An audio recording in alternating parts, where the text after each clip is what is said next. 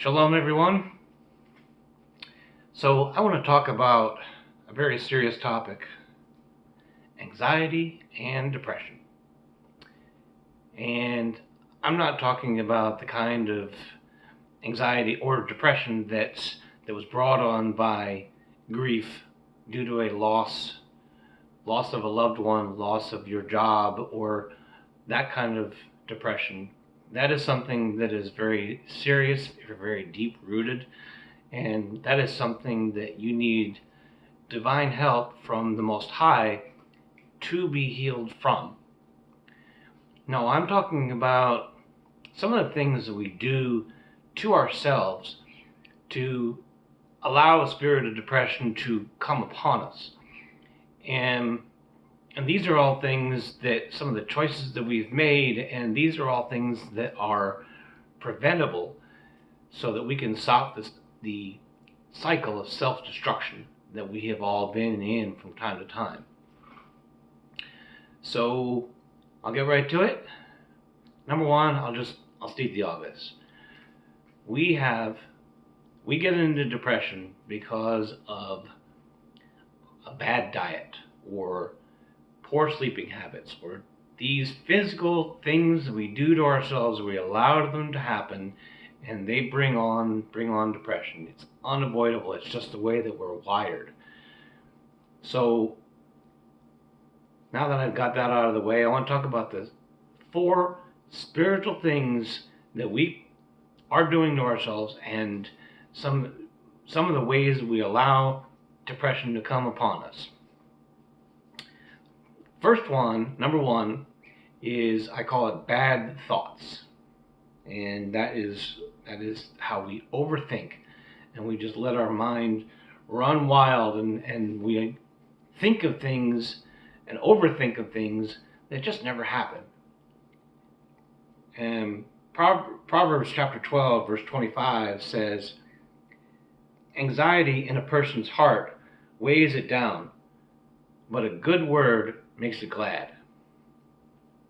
Now, I know that the context of that scripture, it means that that's when a friend comes along, or a brother or sister comes along, and they give you an encouraging word, and your heart is lifted, and you come out of your anxiety, you come out of your depression, and that's true. And there is a time and a place for that. But sometimes in life, there's no one around, and all we have to rely on is just the word of the Most High. And I'll get to that in a moment.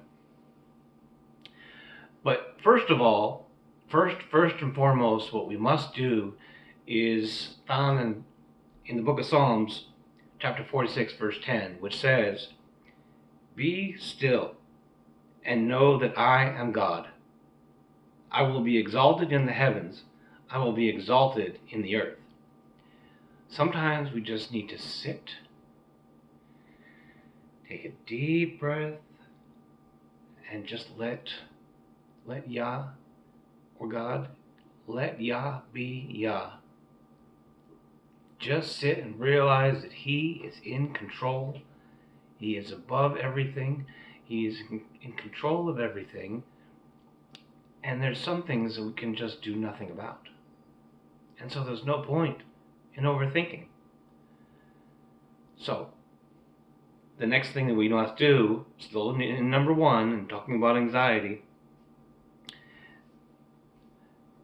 and also going back to the fact the good word can also mean the word of Yah. Think about it. What better word is there than the word of Yah? There is none. That is the best word that you are going to receive, and it is from the Creator Himself. Joshua chapter 1, verse 8 and 9 says, this book of the law shall not depart from your mouth, but you shall meditate on it day and night, that you may observe to do all that is written in it. For then you shall make your way prosperous, and then you shall have good success. I'm sorry, that's Joshua chapter 1, verse 8, not 8 and 9. But anyway, that's what you do. meditate on the Word, meditate on His promises, meditate on His love letter to you, and that is what helps with your anxiety and your depression. Number two, the reason why we get depression. Bad plans. Now, when I say bad, I don't mean in such a way that makes you a bad person. I mean that these plans are not in line with the plans that Yah has for you. Proverbs chapter 19, verse 21 says, "There are many devices in a man's heart. Nevertheless, the counsel of the Most High, that shall stand." And that's reading from the King James Version. But another translation says, still Proverbs chapter 19, verse 21, it says, "There are many plans in a man's mind, but the advice of Yah, that will be fulfilled." So what is the solution? First of all, you got to ask Yah what His plans are for you. Sit still and wait and ask Him for His plans. He will reveal them to you if you be still and know that He is Yah. One of my favorite verses is the book of Jeremiah, chapter 29, verse 11 through 13. It says, "For I know the thoughts that I think towards you, says Yah, thoughts of peace and not of evil, to give you a future and a hope. Then you will call upon me and go and pray to me, and I will listen to you." What could possibly be better than that? To have a connection with the Most High, who has designed you for a purpose, and He will tell you His plans, and He will reveal His plans to you in the right time, when you are in line with His will for you. Let me explain it a different way. First I want to read from the book of Isaiah, chapter 55, verses 8 and 9.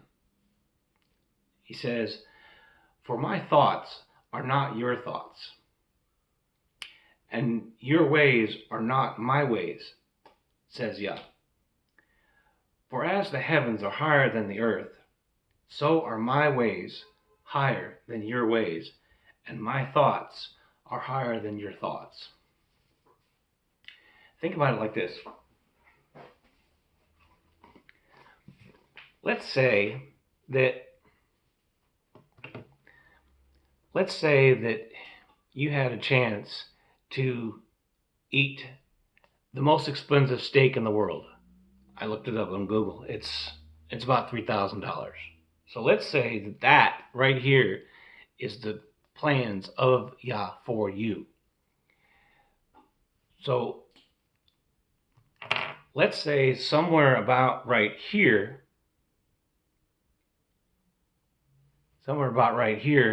is a $300 steak.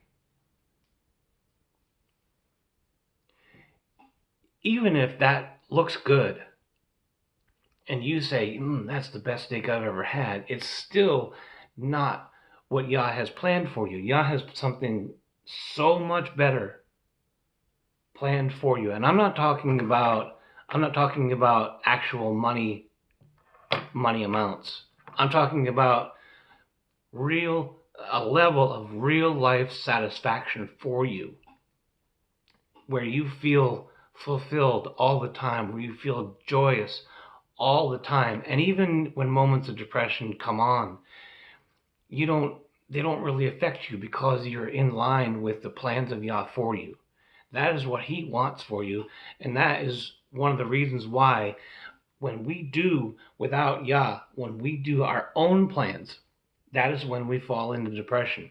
And worse yet, sometimes we actually go in the opposite direction and we settle for the $3 can of dog food here and say that that's within the will of Yah. I know, because I've done it. And sometimes we even go so far as to justify it and say things like, well, It says right on the can here, premium meat. And that's the kind of foolishness that we have in our minds. That is why we have such a level of depression. But that is not in the plan of Yah for you. Yah has planned for you so much better. So we need to stop settling, and we need to stop with our bad plans. So, next, number 3. The reason we have depression is our bad choices. Bad choices. If you go with me to the book of Isaiah, chapter 59, verse 1 through 3, it says, "Behold, the hand of Yah is not shortened that it cannot save, nor his ear dull that it cannot hear. But your sins have hidden his face from you, so that he will not hear. For your hands are defiled with blood, your lips have spoken lies, your tongue mutters wickedness." Short little testimony that I'm not really proud of, but it makes a point. I used to live in Northern Ireland for 4 years. And while I was over there, I worked in a restaurant, and one of the jobs that I worked in a restaurant, and I was not living right by the Most High by any means. I was going to church, but I was drinking a lot, and I was smoking all the time, and I was looking at pornography, and I was just not living a righteous lifestyle by any means. And so one Sunday morning, this woman came in. She sat down with her little child, and she asked. There was no one else in the restaurant but me and this woman and maybe a few other employees. But she told me what she wanted, and for some reason I didn't like what she said or how she said it, and I turned away and I muttered a foul word. And later, when I went home, I sat in my bed, and I kid you not, I opened up to that verse right there, and I was beyond convicted. I just could not believe it, and that has stuck with me ever since, and that was 15 years ago. But the point of it is that Yah knows your every thought. He hears your every word, and when you do things to separate yourself from the Most High, that is why you experience such a level of depression where you feel He's not listening. But He's not listening because you separated yourself from Him, and you need to get back to Him. He wants you to come back to Him, like the prodigal son. So what is the solution for number 3? The solution is you pray. And you pray what David said in Psalm chapter 139, verses 23 and 24. He says, "Search me, O Yah, and know my heart. Try me, and know my thoughts. See if there is any wicked way in me, and lead me in the way everlasting." He wants to lead you in the way everlasting. He wants to bring you to His plans for you. His plans are for good for you. Number 4, the reason why we have depression is I call bad company. Bad company, the people that we hang around with, the company that we keep. I know, I've been there myself. I mean, there have been times when even as close as 2 years ago, even I would go out to a bar with some friends of mine, and I wasn't trying to live right, and I was very, very depressed. I had to get out of that life, and I did. And Yah has blessed me and blessed me and blessed me. But the point is we need to watch the company that we keep, the people that we hang around with. If you could turn with me to the book of Psalms, chapter 1, verse 1 through 3. Now, here you get the twofer. You get the reason and the problem with the solution, both in this, what I'm about to read here. He says, "Blessed is the man who walks not in the counsel of the ungodly, nor stands in the path of sinners, nor sits in the seat of the scornful." And here's the solution. "But his delight is in the instructions of Yah, and in his instructions he meditates day and night. He shall be like a tree near rivers of water, who brings forth its fruit in its season, and whatever he does shall prosper."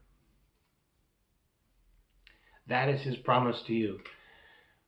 We need to spend time in his word.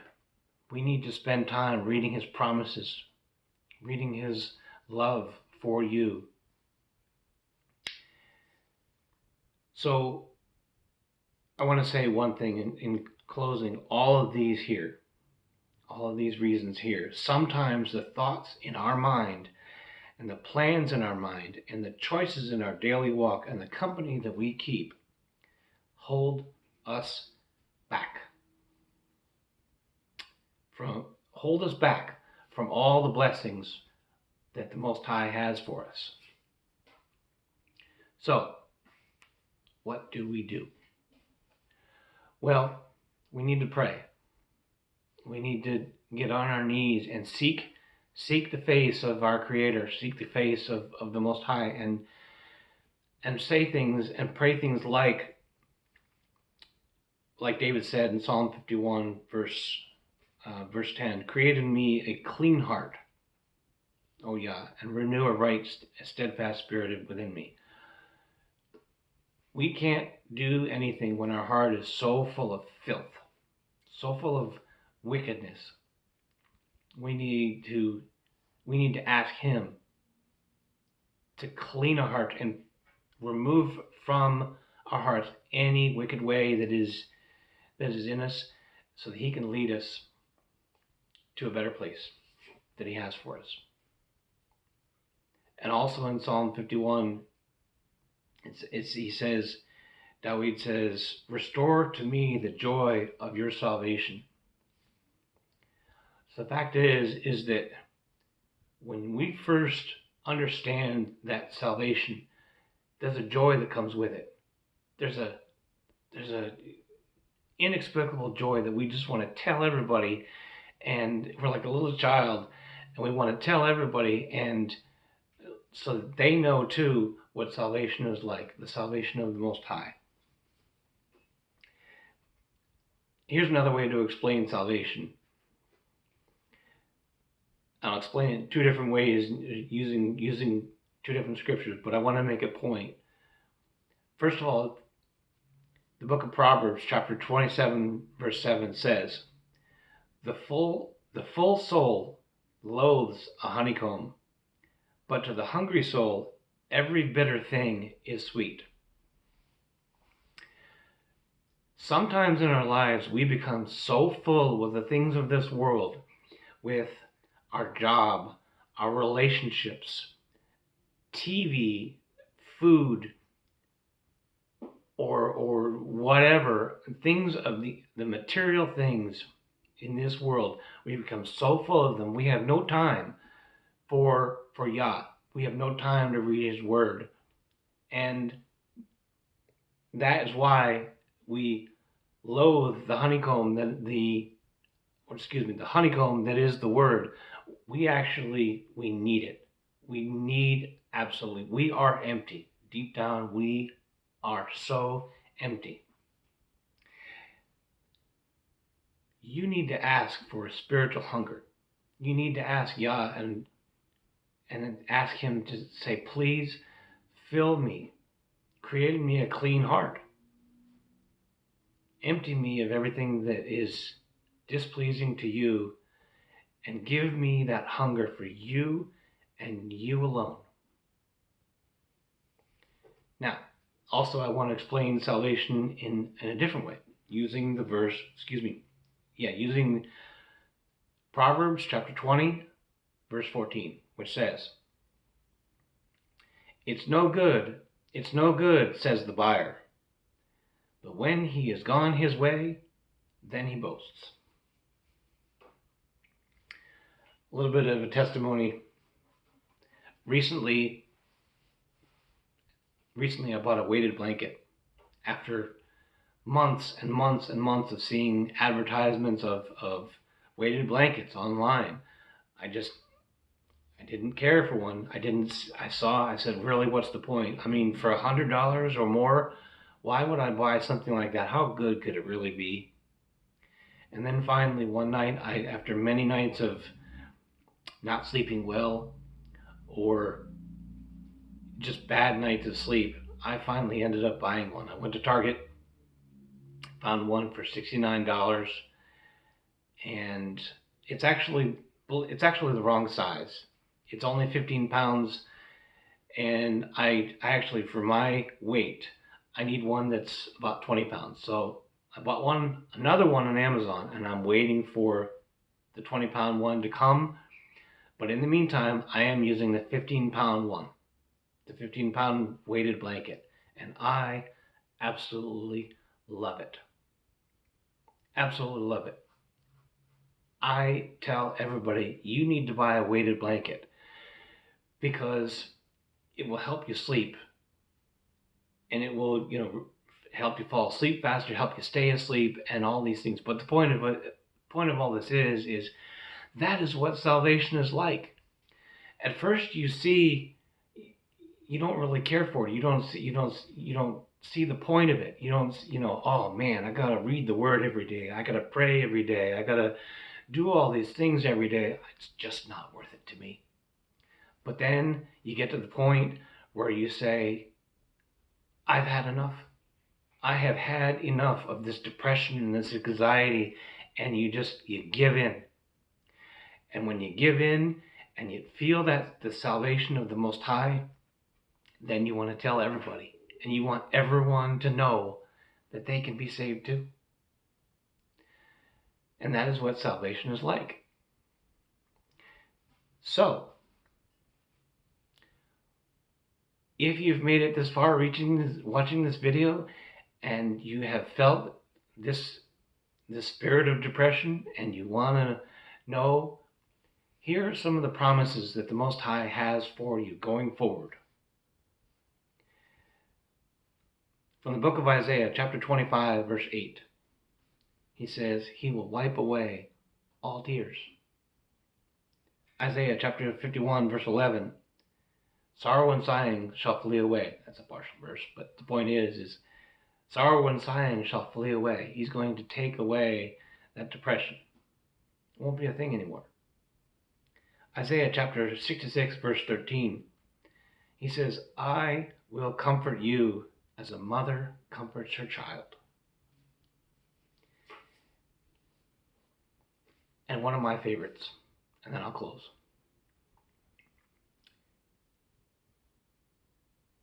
He says, I waited patiently for the Most High, and he inclined to me and heard my cry. He also brought me up out of a horrible pit, out of the miry clay, and set my feet upon a rock and established my steps. He has put a new song in my mouth. Praise to our power, to our God. That is what the Most High wants for you. He sees you in your horrible pit. He sees you in your depression, and he wants to lift you out and set you in the right direction towards the plans, the perfect plans that he has for you. I want to say shalom, brothers and sisters. I want to say thank you for listening. I want to say, if you, like a former pastor used to say to me, if you're blessed, tell others. If you're not blessed, tell me. Shalom.